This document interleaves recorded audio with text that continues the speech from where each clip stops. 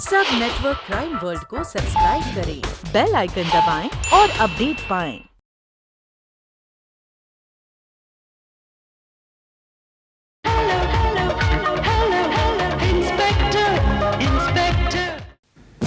Inspector साहब, इस case में मेरा एक ही इंटरेस्ट है।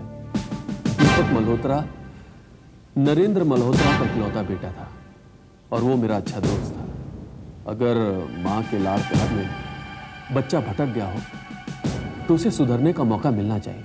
ख्यालात आपके बहुत अच्छे हैं mister Manchanda. I really appreciate your thoughts, but सवाल ये उठता है कि अगर दीपक आपको मिलने आया था तो इसमें छिपाने जैसी क्या बात है? अपनी आदतों से मजबूर वो कहीं जुए में 1 लाख रुपए हार गया था। Great mister Manchanda, you are really great. एक तरफ आप उसे सुधारना चाहते हैं, उसे बचाना चाहते हैं, और दूसरी तरफ जब उसके माता पिता उसे जुआ खेलने या ड्रग्स लेने के लिए रोकते हैं, पैसे नहीं देते, तो आप उसी दीपक को अपनी ऑफिस में बुलाकर पैसे देते हैं, उसका शौक पूरा करते हैं। आप गलत समझ रहे हैं इंस्पेक्टर साहब। वो पैसे मांगने के लिए आया जरूर था, लेकिन मैंने उसको पैसे नहीं दिए। इत्तेफाक से उस समय मेरी एक बिजनेस मीटिंग चल रही थी। मैंने उससे कहा कि यहीं सोफे पर बैठ जाओ। मीटिंग मेरी लंबी चली, तब तक वो मेरी नजरों के सामने ही रहा। जब मीटिंग खत्म हुई तो वो मुझसे पैसे मांगने के लिए आया। रकम इतनी बड़ी थी कि मैंने टालना ही बेहतर समझा। मैंने कहा कि कैश नहीं है मेरे पास। और जाहिर सी बात है वो वापस चला गया होगा। जी हाँ।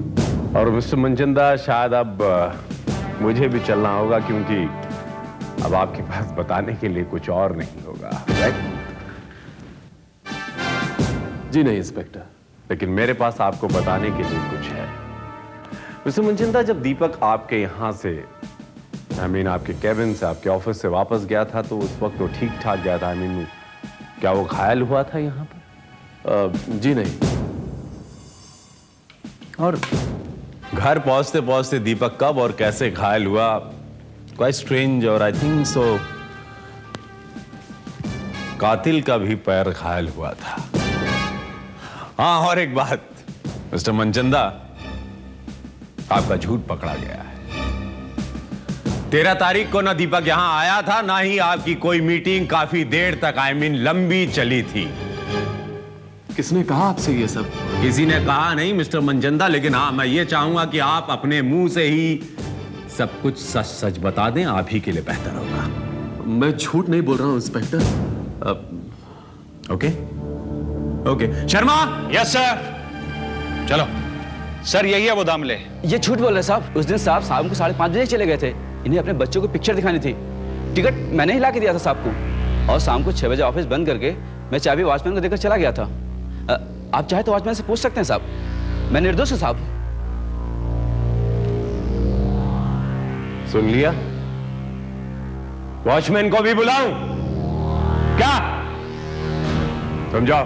अच्छा साहब, नमस्ते साहब। मुझे पता था ऐसा ही होगा। मैंने उससे मना किया था कि मुझे मत फंसा, लेकिन उसने ऐसा ही किया, कमीना। किसने आपको बीच में फंसाया? जी वही मनिया शेट्टी ने। मनिया शेट्टी? वही जो यारी रोड पर रहता है, जो जुए और ड्रग्स का अड्डा चलाता है, अंडरवर्ल्ड से भी जिसके ताल्लुकात हैं। हाँ वही। बिजनेस चलाने के लिए हर तरह के लोगों की जरूरत पड़ती है। अंडरवर्ल्ड से जब भी कोई हफ्ते की डिमांड आई तो मनिया शेट्टी ने उसे सेटल करवाई।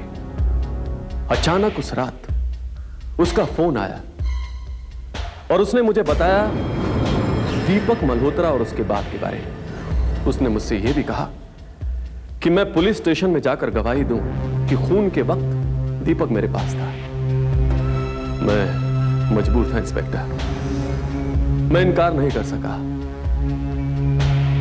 उसे इनकार करने का मतलब उससे दुश्मनी मोल लेना, और दुश्मनी मोल लेने का मतलब है मौत। पेड़ बबूल का तो आम कहां से खाएं? खैर मिस्टर मनचंदा,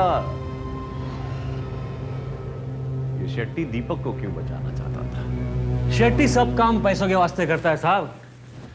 दीपक को बचाने का कोशिश किया 25 लाख के वास्ते। 25 लाख के बाद? हाँ, दीपक पे मेरा 25 लाख रुपया बाकी है। अगर वो अंदर हो गया तो मेरा तो 25 लाख रुपया डूब गया ना। कौन से 25 लाख रुपए वसूल करने हैं? वो मेरे बार में 25 लाख रुपया हार गया था जुगाड़। जुए में 25 लाख? हाँ, हमने उसको 25 लाख का क्रेडिट दिया था। हमारे को मालूम था कि वो नरेंद्र मल्होत्रा का बेटा है। पैसा तो आज है तो कल मिल ही जाएगा। वो उस दिन पूरा पैसा हार गया था और फ्रस्ट्रेशन में मेरे छोकरा लोग के साथ में झगड़ा किया। उसी झगड़े में उसका पाँव घायल हो गया। कब की बात है? जो टाइम आप बता रहे थे ना कि उसके बाप का मर्डर हुआ था, उस टाइम पे वो मेरे जुगाड़ के अड्डे पे जुआ खेल रहा था और उधर ही घायल होके वो घर को गया। इसीलिए साहब उसने आपको ये बताया नहीं कि वो किधर से आया है। सर, इसकी बात का कैसे यकीन किया जा सकता है? इसी का वास्ते मुझे उस मंचन दा को बीच में डालना पड़ा, क्योंकि मुझे मालूम था कि तुम लोग मेरा भरोसा करने वाला नहीं। लेकिन सच्चाई ये है इंस्पेक्टर कि उस दिन 7:30 से लेकर 9:30 बजे तक दीपक उधर ही था। अगर ये सच है मिस्टर शेट्टी, तो सवाल ये उठता है कि नौकर दीपक को क्यों फंसाना चाहता है। शर्मा, मुझे इस गोपाल की पूरी रिपोर्ट चाहिए।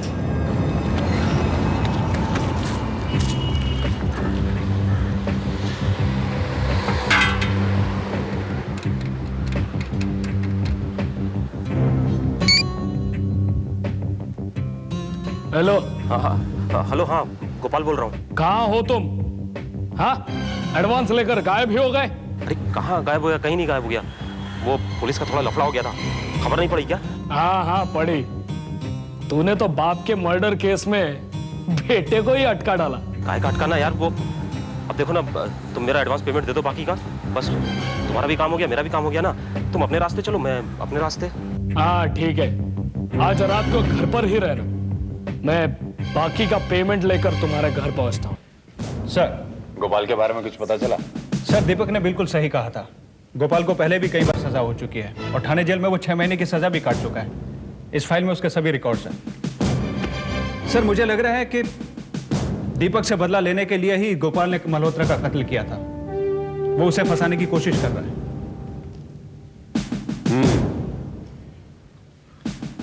ये भी हो सकता है शर्मा, लेकिन गोपाल के गिरबान पे हाथ डालने से पहले हमें उसके घर की तलाशी लेनी होगी। देखो शर्मा,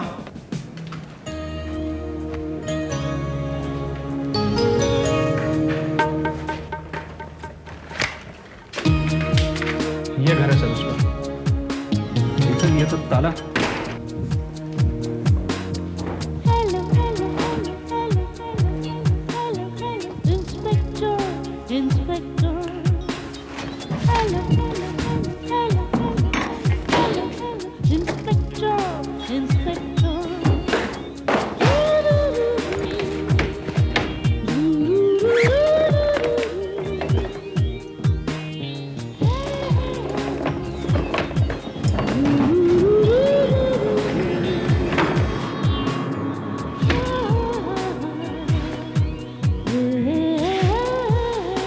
शर्मा।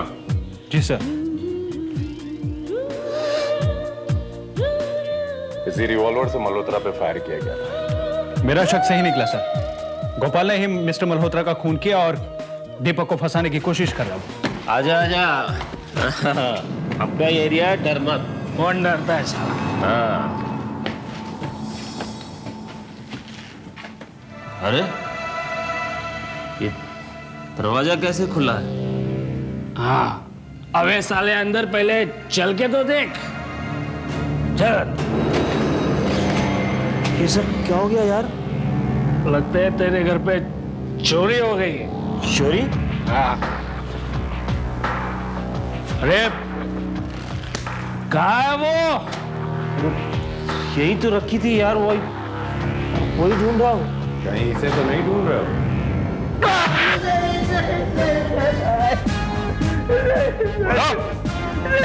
चोरी नहीं की, चोरी नहीं की। बोलेगा कि नहीं?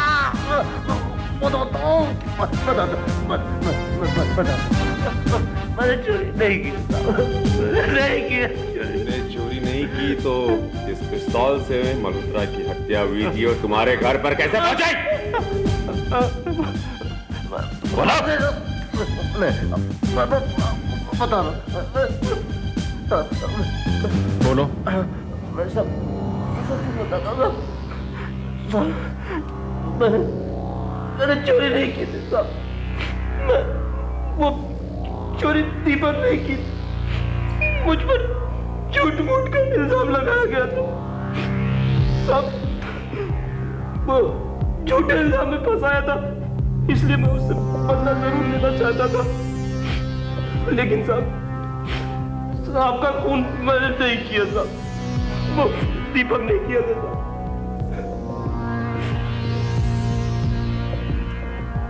और दीपक ने खून किया था उसी पिस्तौल से, तो पिस्तौल तुम्हें वहां से उठाने की क्या जरूरत थी?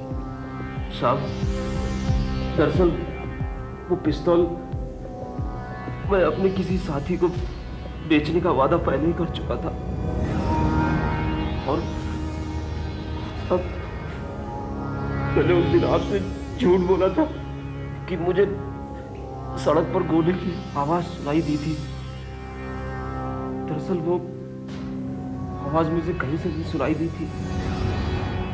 मैं उस दिन पिस्तौल चुराने के लिए ही बंगले पर गया था। मैं जैसे गेट पर पहुंचा तो मैंने देखा कि गेट पर वॉचमैन नहीं था। मैं चुप्पे से बंगले के पीछे की तरफ चला गया। थोड़ी देर तक आट ली तो कोई भी दिखाई नहीं दिया, तो मुझे बंगले की पीछे की खिड़की खुली दिखाई दी। मैं खिड़की से सीधे अंदर कूद गया। मुझे मालूम था कि साहब का बेडरूम ऊपर है, और मैं चुपचाप धीरे धीरे ऊपर चलने लगा।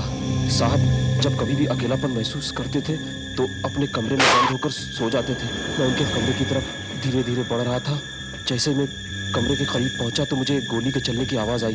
मैं डर गया और एक पर्दे की आड़ में छुप गया। मैंने देखा वॉचमैन दरवाजे पर पड़ा तड़प रहा है। मेरी कुछ समझ में नहीं आया साहब। इतने में अंदर से मुझे साहब की गिड़गिड़ाने की आवाज आई।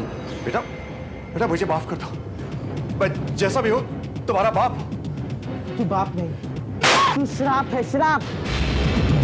समझ में नहीं आ रहा था कि वो क्या रहा है।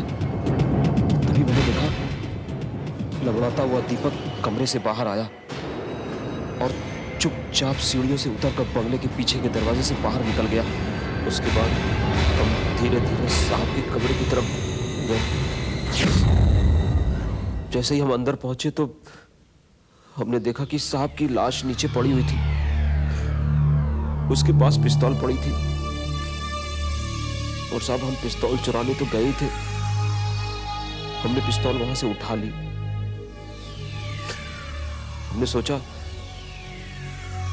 बाद में तो हम कातिल को पकड़ा ही देंगे, तो हमसे कौन पूछताछ करेगा। अगर पूछा जाएगा तो दीपक से। और साहब हम वहां से आ गए। हमने साहब का खून नहीं किया, उसको दीपक नहीं मारा। हमने दीपक को कमरे से बाहर जाते हुए देखा था साहब। बैलिस्टिक की रिपोर्ट कुछ और ही कहती है। गोपाल के पास से पाई गई पिस्तौल उसी बोर की जरूर है, लेकिन उसमें से गोली 10-15 दिन पहले चलाई गई थी, ना कि 4 दिन पहले। 10-15 दिन पहले मतलब दीपक ने मल्होत्रा के घर में गोली चलाई तब? हाँ, और फुटप्रिंट और मेडिकल की रिपोर्ट भी कुछ खासी इंटरेस्टिंग आ गई है। कैसे? शर्मा, फुटप्रिंट और मेडिकल की रिपोर्ट ये कहती है कि कातिल दीपक है, लेकिन उन सारी रिपोर्ट में से एक रिपोर्ट कुछ और ही कहती है। वो ये कहती है कि कातिल दीपक नहीं। क्या? हाँ सर, ये केस शुरू में जितना आसान लग रहा था अब उतना ही मुश्किल होता चला जा रहा है।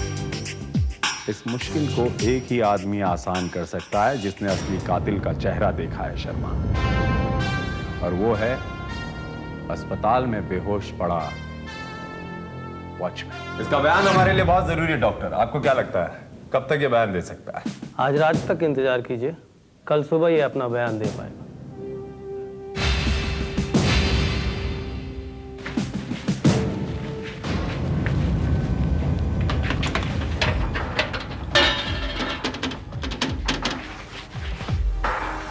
हेलो हेलो, मैं वार्ड बॉय गणपत बोलता है।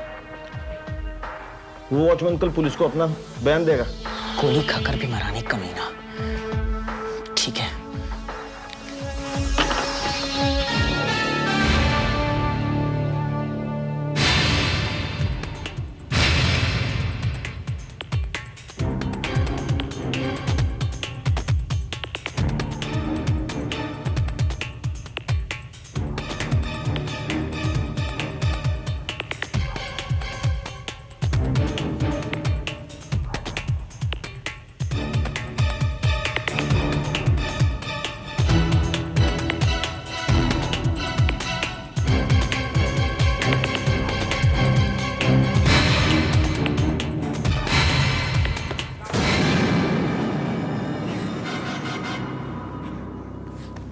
You want an arrest?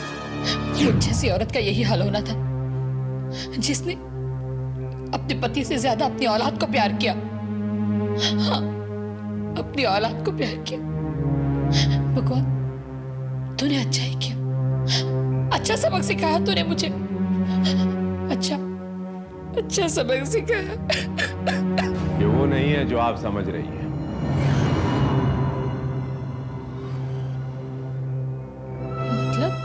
आपका बेटा दीपक। दीपक,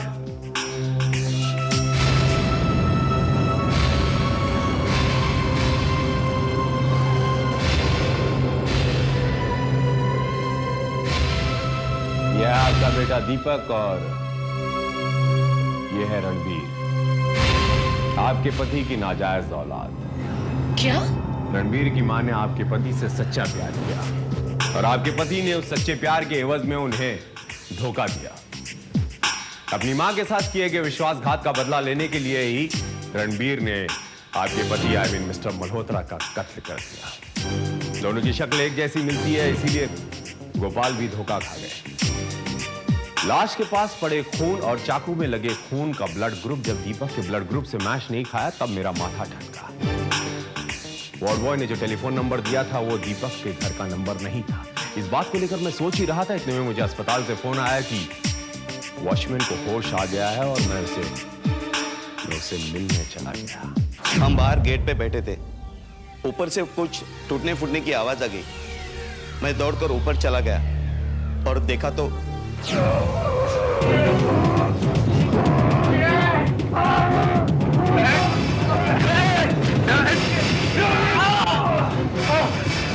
अरे दीपक साहब, क्या कर रहे हो? अपने बाप को ही मार रहे हो। ये दीपक नहीं है मिश्रा, ये मेरा बाप है, मेरी नाजायज औलाद है। ये नहीं रहे, उठा के पाप फेंकते थे। जब मुझे हकीकत पता चली तो साथ में यह भी यकीन हो गया कि अब रणबीर वॉचमैन पर हमला जरूर करेगा और जो उसने किया। दोनों की शक्ल एक जैसी होने की वजह से दोबारा कोई गफलत ना हो, इसीलिए मैंने रात को ही दीपक को अपनी कस्टडी में रख लिया था। रणबीर, तुम्हारी मां के साथ जो कुछ भी हुआ उसका मुझे अफसोस है, और तुमने जो किया इससे तुम्हें क्या मिला? ये सलाख है? गुनाह लालच में किया जाए क्या बदले की भावना से, उसका अंजाम यही होता है। रणबीर, मैं तुम्हें गिरफ्तार करता हूं।